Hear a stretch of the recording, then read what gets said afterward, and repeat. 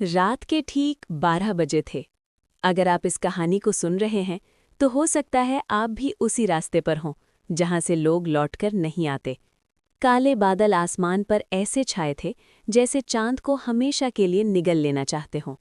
मध्य प्रदेश के एक दूर दराज इलाके में एक गांव था, सोनापुर। कभी हंसता खेलता, लेकिन अब वहां सिर्फ डर रहता था। पिछले 7 दिनों से गांव में अजीब घटनाएं हो रही थीं। हर रात किसी न किसी घर से चीखों की आवाज आती और सुबह वही घर पूरी तरह खाली मिलता।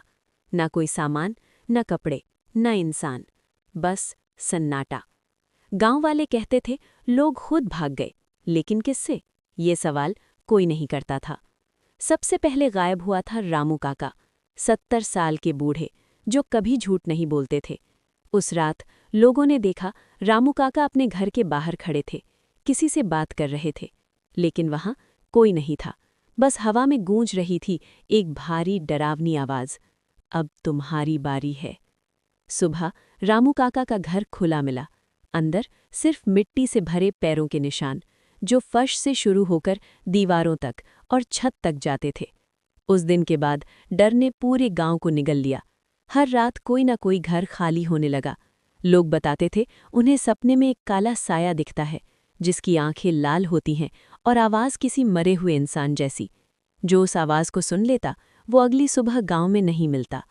धीरे धीरे स्कूल बंद हो गया, मंदिर के दरवाजे बंद हो गए और शमशान की आग हर रात जलने लगी, जैसे मौत अब गांव में ही रहने लगी हो।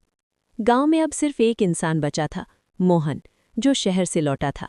मोहन ने पुराने लोगों से पूछा तो एक सच्चाई सामने आई। 20 साल पहले इसी गांव में एक पूरे परिवार को जिंदा जला दिया गया था, क्योंकि गांव वालों को लगा था वो लोग टोना ही हैं। मरते वक्त उस परिवार की औरत चीख कर बोली थी, ये गांव कभी नहीं बसेगा, तुम सब खुद भागोगे जैसे आज हमें भगा रहे हो। और फिर आई आखिरी रात। उस रात मोहन ने देखा पूरा गांव एक साथ घरों से बाहर निकल आया। सबके चेहरे डर से सफ़ेद थे। अंधेरे में वो काला साया धीरे धीरे आगे बढ़ रहा था। जो भी उसे देखता वो ज़मीन पर गिरकर बेहोश हो जाता। सुबह गांव पूरी तरह खाली था।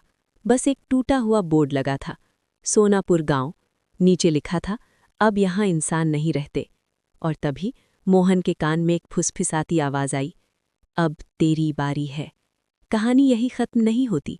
आज भी उस रास्ते से गुजरने वाले लोग कहते हैं कि रात में एक पूरा गांव भागता हुआ दिखाई देता है, लेकिन किसी मंजिल की तरफ नहीं।